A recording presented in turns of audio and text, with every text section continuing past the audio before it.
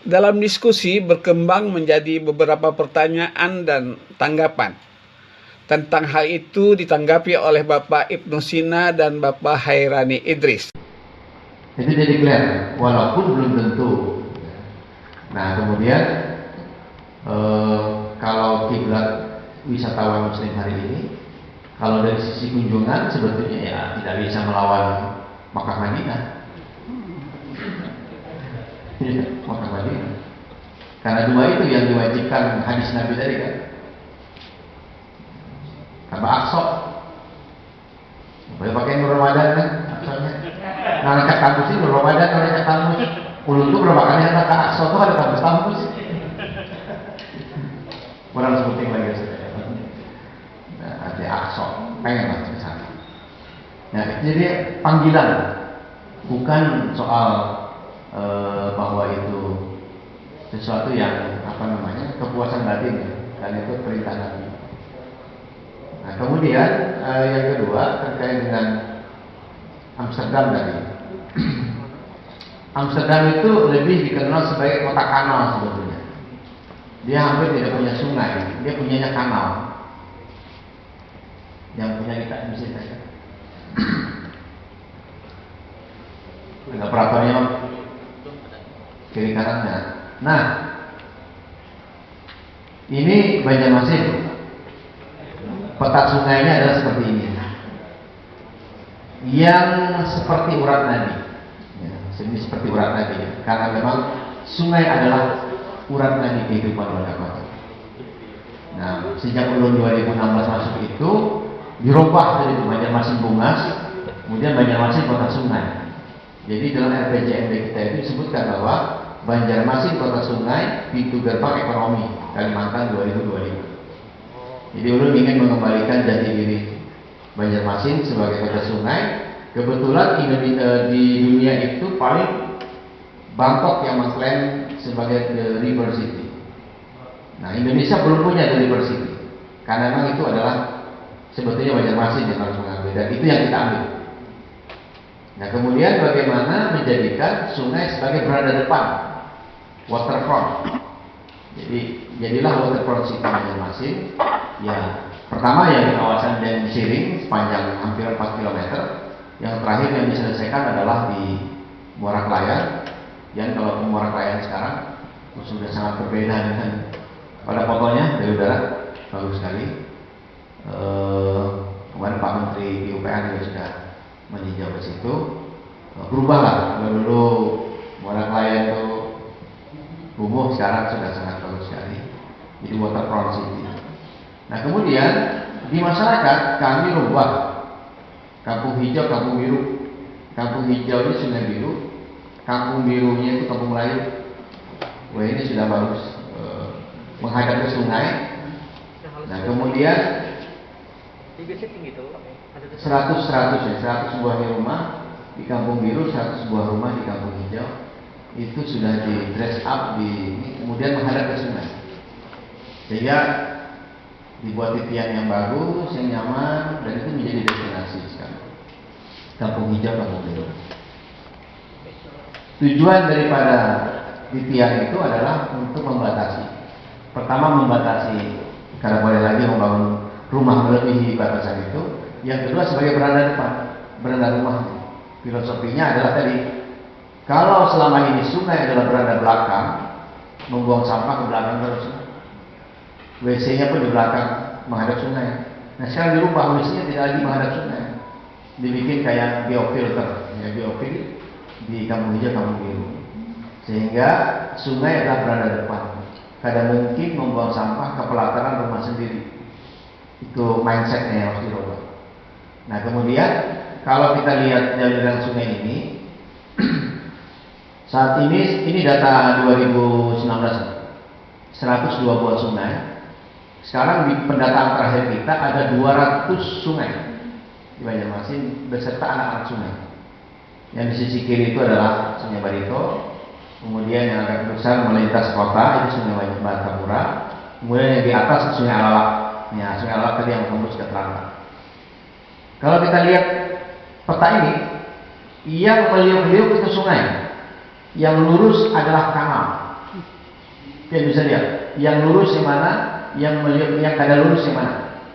Itu bisa dilihat. Ternyata memang Banjarmasin ini ada 11 kanal buatan Belanda. Ternyata itu Ayani, Veteran, ya, Sutoyo, Antasan Bondan, Antasan Raden, belum ada punya. Nah itu semua adalah kanal-kanal buatan Belanda. Nah kanal Belanda Amsterdam itu seperti itu. Ada fotonya menyandingkan, kan ada lah ya, fotonya sandingan antara Banjarmasin dengan kanal. Kalau yang Amsterdam itu lurus, segi empat itu. Karena memang buatan. Dia memang berada di bawah permukaan air laut, yaitu ketika Belanda dulu membangun hampir 50 tahun, membangun jalan tol yang sekarang menjadi bendungan Aplisdik namanya, Aplisdik. Itu menghubungkan antara North Amsterdam ke Susu Bendera, apa? Susu Bendera itu apa? Apa ini? Frisian Flight. Ya, itu provinsi Friesland. Nah, itu sepanjang hampir 30 km panjangnya. Itu bendung lautnya. Nah, lalu kemudian disinilah kemudian jadi sebuah kota, North Amsterdam. Ketinggiannya hampir 5 meter. 5 meter di bawah permukaan air laut. Kalau Banjarmasin 16 cm di bawah permukaan air laut. Nah, jadi menurut kita memang ada kemiripan, tapi berbeda karena di situ tidak ada arusnya, sementara di kita ada arusnya. Termasuk ketika misalnya banyak yang mengupload di Instagram Giethoorn di provinsi Groningen. Ulun sudah pernah ke sana di Giethoorn. Nah, itu sama, bisa seperti itu dengan bagus, tapi memang ada arusnya, beda dengan kita ini kencang arusnya. Nah, lanjut, pertanyaan lain.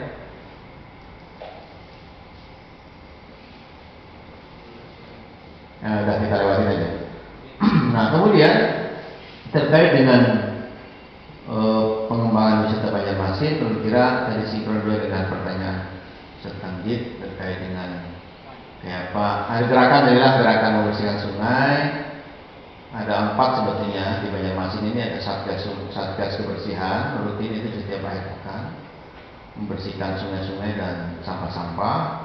Kemudian juga ada pemangku sungai. Banjarmasin ini punya pemangku sungai. Ada 50 orang pemangku sungai. Itu dulu dilantik pada saat hari peduli sampah. Ibu Menteri Siti Nurbaya yang menyaksikan dulu. Kita tuh berisi 50 orang pemangku sungai. Jadi dari 102 sungai tadi itu dibagi per kelurahan. Jadi ada 1 orang yang 1-2 orang memegang 1 sungai, dan itu kearifan lokal kita. Jadi para pemangku sungai ini diberikan tanggung jawab untuk menjaga sungai kita.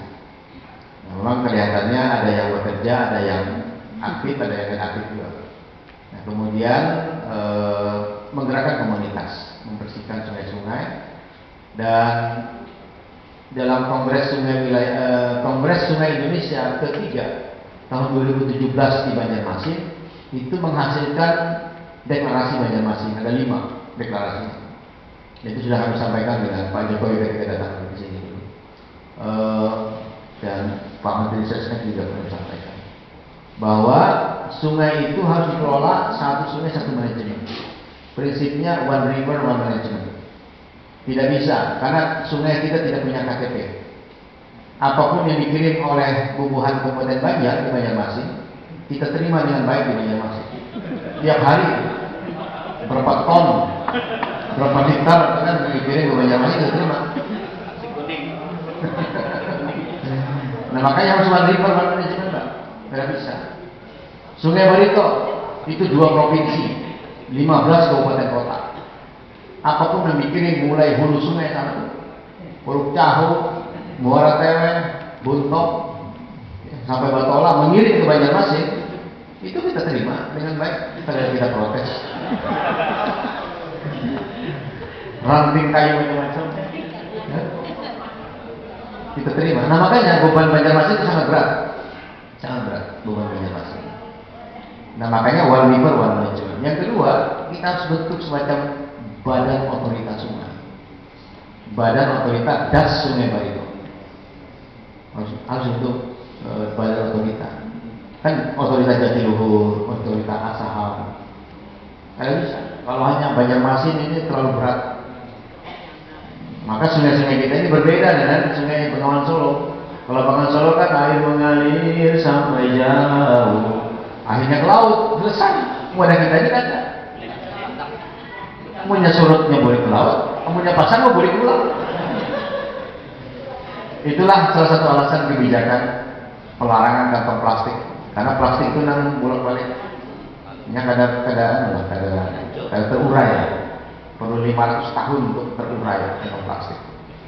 Makanya itu kota pertama yang melarang kantong plastik di Indonesia adalah Kota Banjarmasin tahun 2016. Dan sekarang sudah diikuti oleh 35 kota di Indonesia kebijakan itu. Mudah-mudahan juga Banjarnya membawa kebaikan. Nah itu kira kemudian gerakan untuk tidak buang sampah ke sungai itu memang harus kita gerakan sama-sama. Dengan Majelis Ulama Indonesia kami pernah berapa kali minta teks khutbah terkait dengan menjaga sungai. Pernah berapa kali, COVID juga pernah berapa kali yang diedarkan ke masjid-masjid. Ayo Jumat ini temanya tentang menjaga sungai. Nah itu seperti itu Majelis Ulama Indonesia dulu. Jadi kira itu beberapa hal, silakan mungkin bisa ditambahkan. Ya baik, makasih Pak Wali. Pak Heran, silakan ada yang disampaikan, terutama tentang pertanyaan ini religius ya, wisata religius masjid dan seterusnya. Ya silakan. Assalamualaikum warahmatullahi wabarakatuh. Sebenarnya Pak Wali itu sudah komprehensif jawabannya. Kami nambahkan dikit-dikit aja.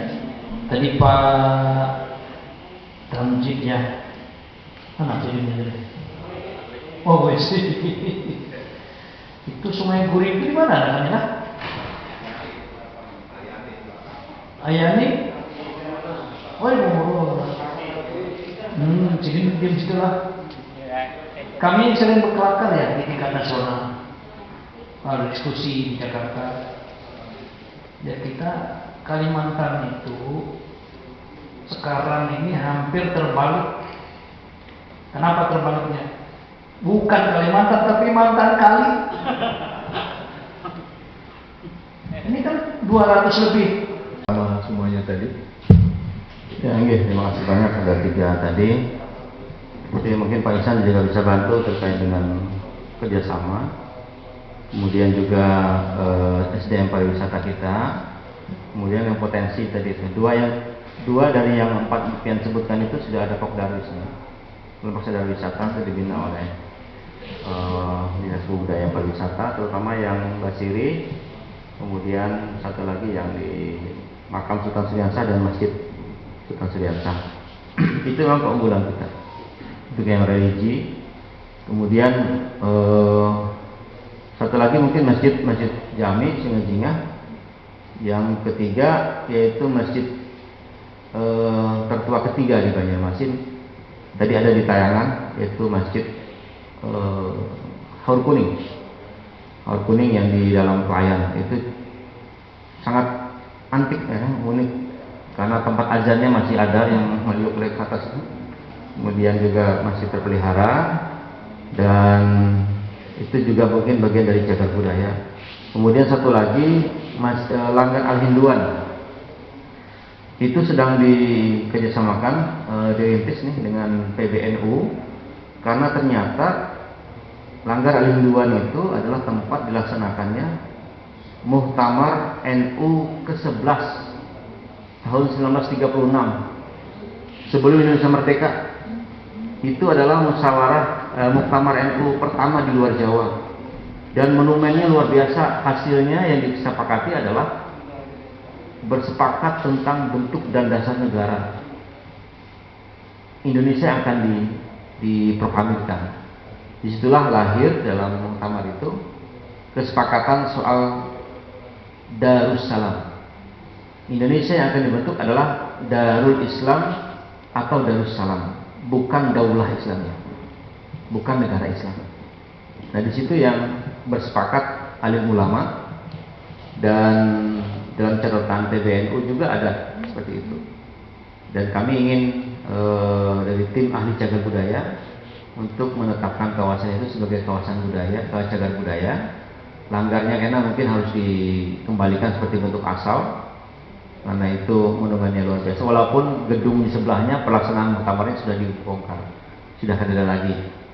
Tetapi bahwa itu punya sejarah, karena dalam catatan bahwa yang hadir saat itu adalah juga yang membuka muktamar adalah Kiai Wahab Aslullah, tetapi saat itu yang membacakan doanya adalah Hadratus Syekh Kiai Hasyim Asy'ari.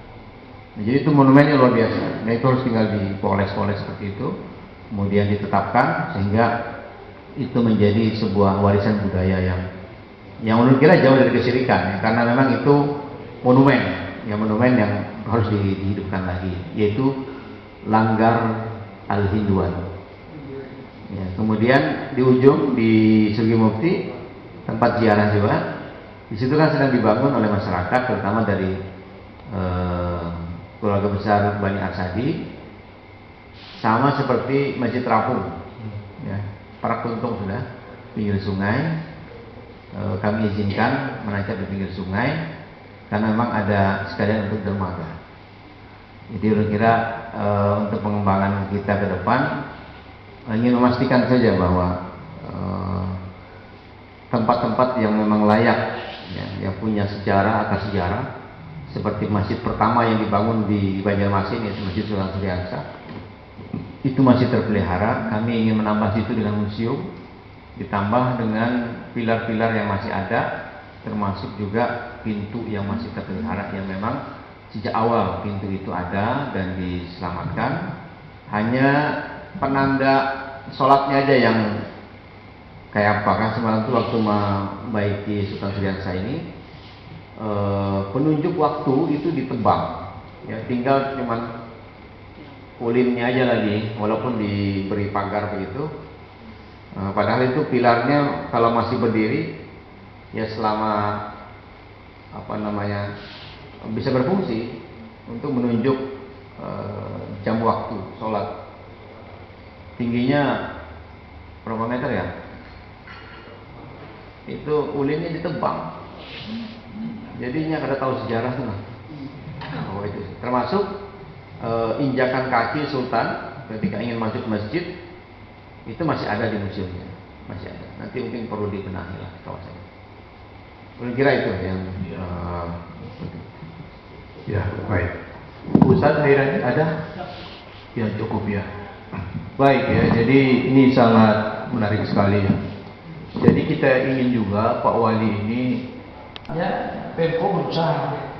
Ya, ada lagi satu di pinggir jalan itu, nah, kita boleh saluran bayinya kan. Kami ini maaf pribadi agar kita banyak. Ya, mana surut tambah pulang halus. Coba ulang semeter dalamnya. Ya enggak? Sungai besar aja, pasar lama tuh. Jangan rusak di depan Sabila itu aja bila hujan lebat. Pada sungai mana tuh? Mau hancur ya, Bang. Tapi itu kadang mengalirnya. Jadi drenasinya itu mana surut, mana halus, Bang. Nah, ini di pantai belakang. Ya, betul gitu. Nah, apalagi sungai. Jadi bicara sungai, memang kalau sungai kita ini sudah membanggakan yang namanya sungai melintas di tengah-tengah kota kita ini dengan menara pandang, itu sudah membanggakan. Orang terserah, kalau orang pertama kali ke sini tuh kagum melihat. Memang kita hari-hari ini rasakan apa-apa, karena hari-hari kita kan itu udah luar biasa. Nah, kalau kita lihat wisata sungai ini, memang di dunia ini yang kami pernah jalani ya Kairo, ya Kairo, terus mendekati ya Palembang ya. Tapi Banjar memang sangat luar biasa. Jadi kali ini kami share kelakar-kelakar itu. Jadi Kalimantan itu sudah banyak yang menjadi mantan kali, ya kan? Lalu tadi ada informasi kami yang kurang di paper kami itu tentang Banjarmasin yang kita banggakan itu tadi dengan ayat yang memang mengalir sungai, ya kan seakan-akan memang gambarannya surga ya. Tapi ditutup ada kalimat belakangnya itu bahwa azwajul mutahharatun itu. Jadi bimbingan kita banyak ini kan bungas-bungas. Ya, Pak Agus saja, ya bimbingan banyak kan bungas-bungas lah. Itu bidadari yang disebut mutahharah tuh di ujung ayat itu. Jadi tersedia buah-buahan, tersedia galuh Banjar, ya kan? Masih sebentar nggak kita pemilihan nanang galuh. Nah itu kan di ayat ujung itu lah. Lalakiannya gagah-gagah, bimbingannya bukan semua, ya kan? Beriman, ya udah itu dalam surga. Nah terakhir di paper kami itu yang paling akhir nomor 7 itu agak promosi dikit ya. Anak kami di Sesokinya sejak COVID ini mereka suami istri buka restoran. Ujar bininya Soki, apa? Ibunusin aja ngajak aja ke situ ya. Kuliner. Yang di KCM tuh. Kuliner. Nah, di situ ada konternya nanti tuh. Asian favorit. Ini hanya buka belum di Pramuka tuh. Ada lagi tuh kuliner di situ. Ya, itu yang dikerjakan kami secara praktisi wisata ya. Di samping yang menawarkan umroh haji itu udah pasti. Tapi juga bagi kawan-kawan yang berkeinginan untuk wisata-wisata lain itu tersedia. Sekarang kan yang tidak boleh itu umroh. Tapi kalau kita mau ke Turki, ya perjalanan 9 hari misalnya, bisa itu. Kita mau ke Mesir, kita mau sampai ke Sinai, itu bisa aja. Tapi orang kadang bersemangat kalau ada umrohnya. Kira-kira Pak Gus saya jadi tidak ada tambahan cuma sungai sungai itu. Pak ini ya, Pak Tanjid. Jadi ulurnya kita mengelakar kalau di Jakarta dan kawan-kawan. Kita Kalimantan itu bukan Kalimantan lagi, tapi mantan kali. Nah, sungai-sungai kita tertutup. Tapi itu pun pemerintah kita kan pertama dia juga ada 50 sungai, ya kan? Nah, tapi biaya mengeruknya itu luar biasa juga itu. Kalau di Klayan sekarang bagus tuh muara Klayan tuh. Yang beras-beras di iga itu sudah dibersihkan, alhamdulillah. Itu aja ya, terima kasih. Baik. Ya, terima kasih. Masih ada waktu 10 menit lagi. Mungkin ini akademisi ini, jadi khusus menangani pariwisata, akademi pariwisata. Ini masih banyak ini Pak. Sungai-sungai untuk pengembangan pariwisata sungai, berbasis sungai dan transportasi. Itu satu pokja. Yang kedua, pengembangan wirausaha baru berbasis UMKM. Kemudian Banjarmasin sebagai kota perdagangan dan jasa itu ada satu pokja wirausaha baru namanya. Yang ketiga, pelayanan publik yang cepat, mudah, berbasis pada IT. Programnya adalah Smart City. Ini ada Dewan Smart City Banjarmasin. Jadi ulun kira nanti bisa ditindaklanjuti Pak Kadis Budpar untuk bikin semacam ya kelompok kecil lah untuk menindaklanjuti apa yang terkait spesifik dengan pariwisata halal atau pariwisata syariah. Karena di Perda pun sudah ada. Ya, kalau pariwisata secara umum kan nanti bisa saja bergabung dengan teman-teman di Asita, travel agent, kemudian juga perhimpunan pemandu pariwisata. Itu sudah sering diskusi. Tinggal ini yang spesifik syariah. Ya, itu mungkin perlu ditambahkan sedikit tambah tugas lagi nih Pak Ihsan, karena Budpar ini sebetulnya ketambahan satu bidang lagi, yaitu ekrab, ekonomi kreatif masuk di Budpar. Selama ini di Badan Litbang, sekarang pindah ke Budpar. Tambah lagi satu khusus untuk yang pariwisata syariah. Apa yang mau dikembangkan dulu? Ya, kalau kehalalan kita jelas kehalalannya bisa dipromosikan. Kemudian objek wisatanya apa? Religi, oke, religi. Ya. Kemudian yang ketiga terkait dengan fashionnya, ya, perdagangan dan jasanya, termasuk juga untuk tren-tren hijab, tren jilbab, hijab Itu juga ada, bisa bekerja sama dengan PPMI, dengan kemarin kita baru melaksanakan Banjarmasin Sasirangan Festival. Kebetulan yang diangkat adalah memang sasirangan, tapi sasirangan yang untuk hijab syar'i, modest, yaitu IMFW, Indonesia Modest Fashion Week. Ketuanya itu Ibu Sandiaga Uno. Kemarin sudah ada kerjasama, dan sasirangan kita ini diambil sebagai salah satu unsur yang masuk dalam desain fashion ibu-ibu terutama yang diangkat ke tingkat nasional bahkan tingkat internasional. Sepakat kemarin sasirangan mewakili dari IMFW Indonesia yang akan tampil di Milan, itu bulan Desember nanti. Sasirangan yang diangkat. Jadi saya kira itu bagian dari promosi kita. Mudah-mudahan ini bisa diikuti oleh para perancang busana kita, perancang fashion kita di tingkat lokal, karena pemain-pemain lokal juga banyak. Pemain-pemain lokal, merek-merek lokal juga banyak. Dan captive market untuk fashion muslim itu besar sekali. Jadi harus tepat sasaran. Kira-kira itu. Nah, terima kasih. Dan sudah terbiasa kita kayu baik-baik. Kalau sekarang namanya, kalau di Smart City itu kolaborasi, sinergi kolaborasi pentahelik, ABCGM, akademisi, bisnis, dunia usaha, community, warga kota, citizen, netizen. Yang keempat, government, dan yang kelima, media massa. Ini harus berkolaborasi supaya kuat. Kira demikian. Terima kasih. Baik, saudara sekalian. Demikianlah kegiatan diskusi bulanan Lembaga Dakwah Islamiyah Indonesia tentang dunia wisata dalam perspektif Islam dengan narasumber Bapak Ibnu Sina, Wali Kota Banjarmasin, dan Bapak Hairani Idris. Assalamualaikum warahmatullahi wabarakatuh.